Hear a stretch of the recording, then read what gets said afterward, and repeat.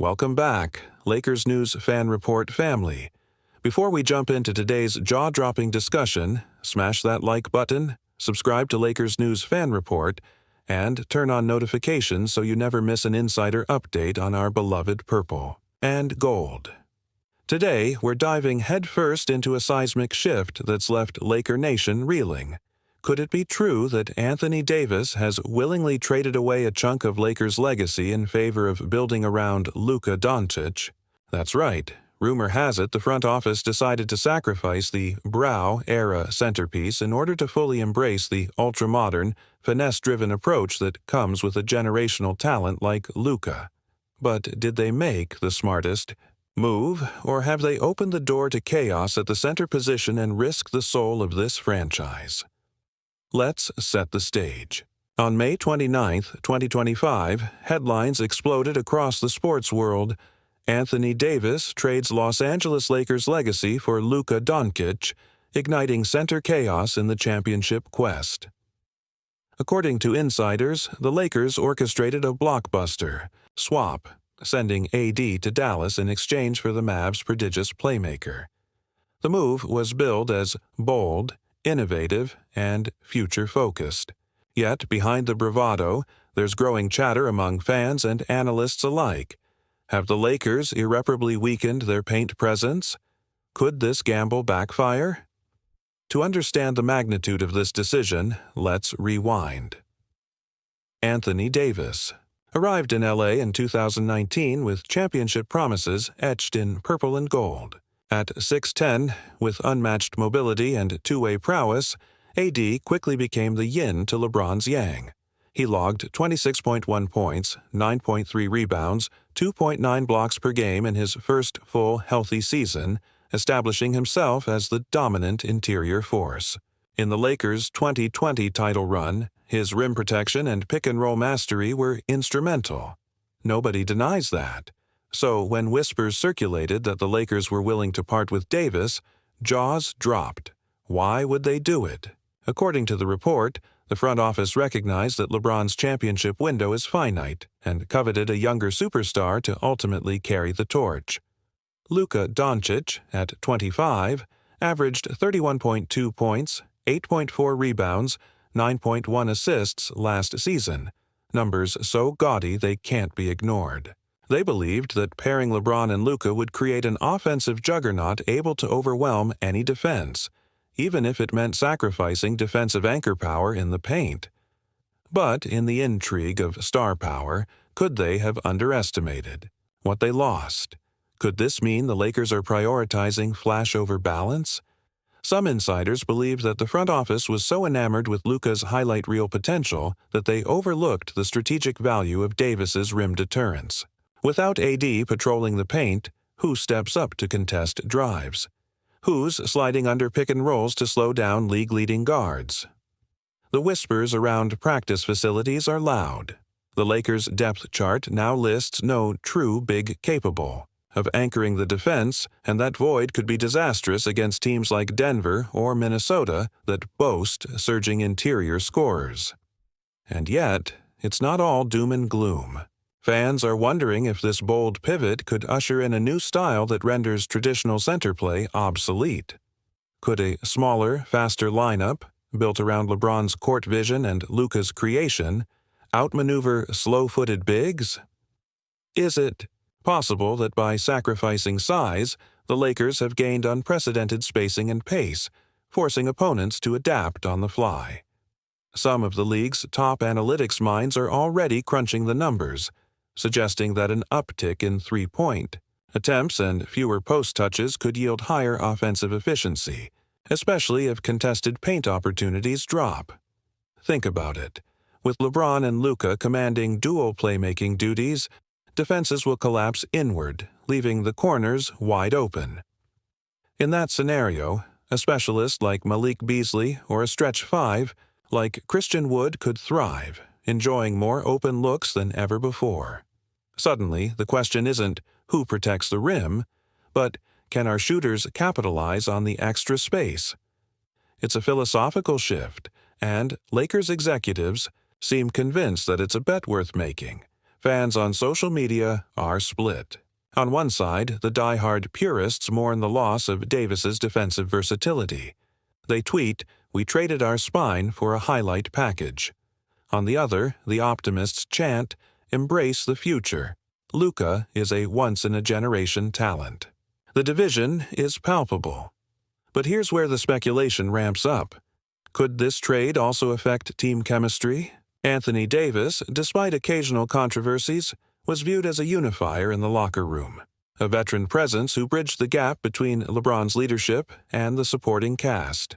Without him, will the Lakers' veteran core feel unmoored? Could this create cracks that only surface under playoff pressure? It gets even juicier when you consider the Mavericks side of the swap.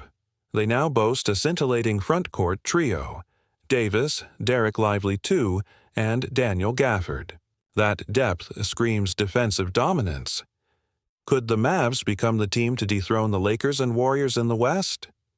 Some ESPN pundits are already penciling in Dallas as the favorite, arguing that they possess the perfect blend of superstar, firepower, and paint protection.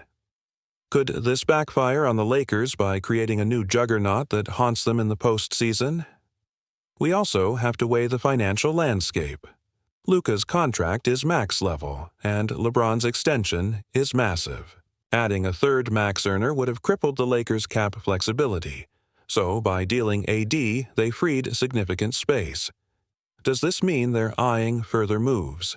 Some insiders believe that this was the first domino, and that the Lakers will pursue additional shooters or defensive specialists before the trade deadline.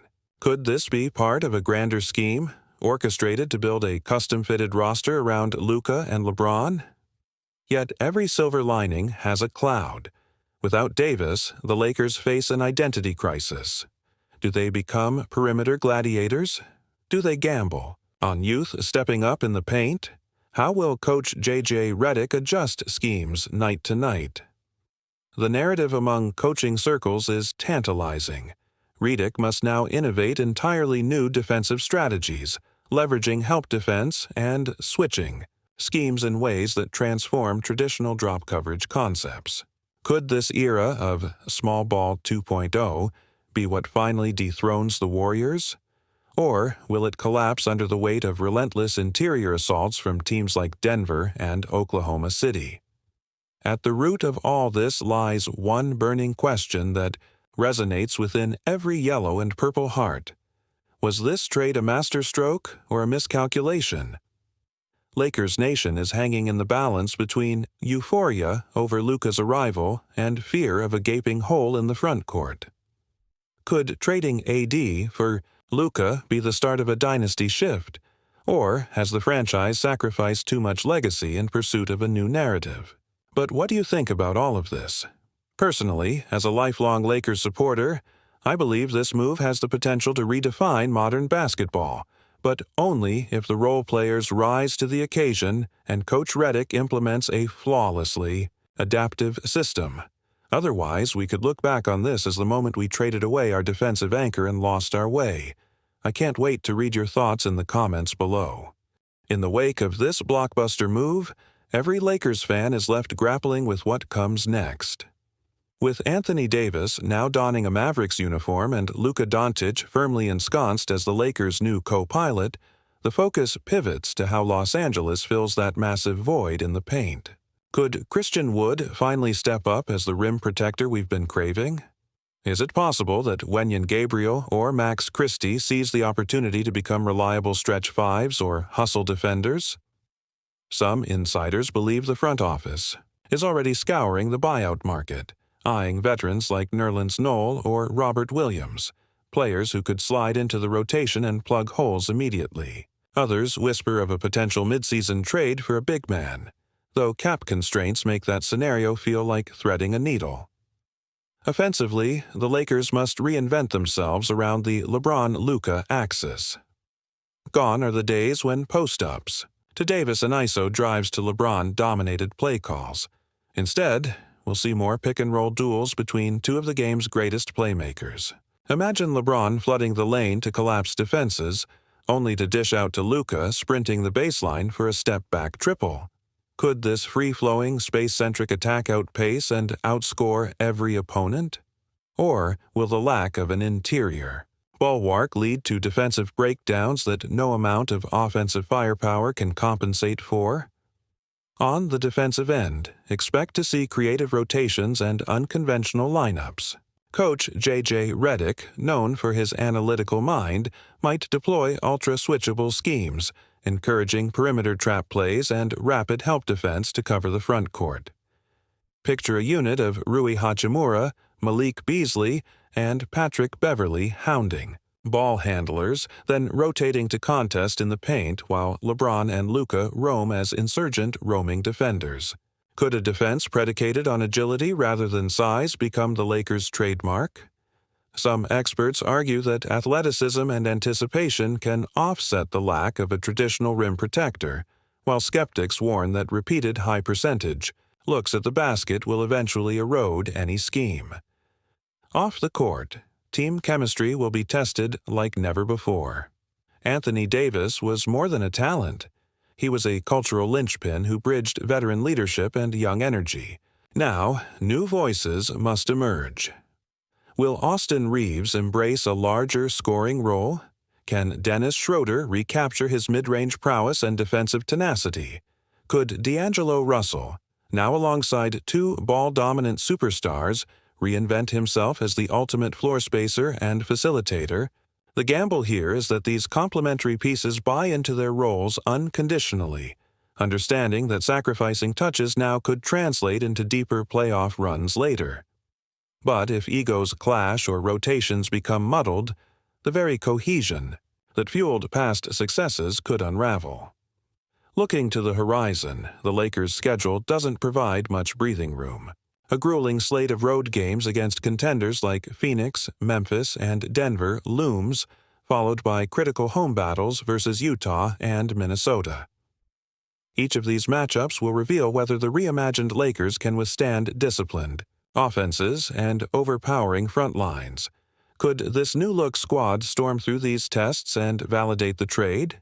Or will early losses expose the deficiencies left by Davis's departure, triggering calls for further roster tinkering?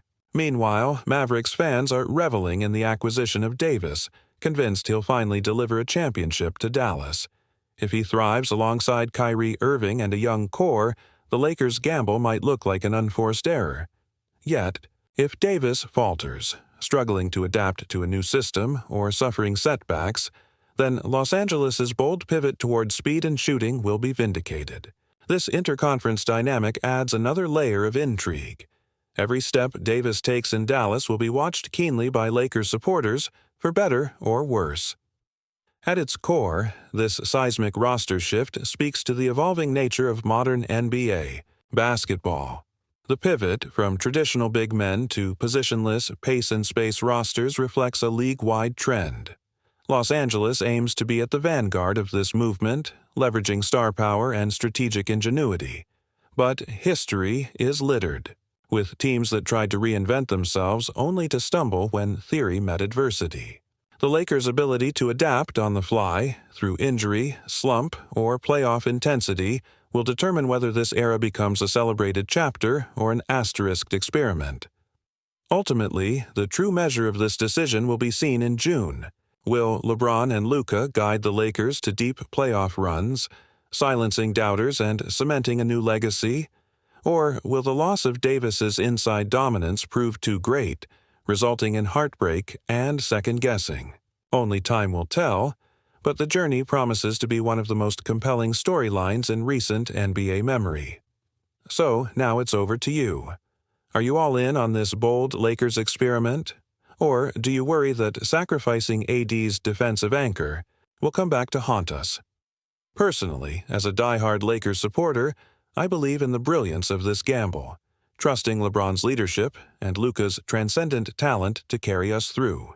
I'm excited by the prospect of a lightning-fast, space-driven attack that keeps opponents off balance. But I also acknowledge the risk. Without Davis, our margin for error is razor-thin. I can't wait to read your thoughts in the comments below. Let me know if you think the Lakers have struck gold with this trade, or if you think we'll rue the day we traded away our anchor.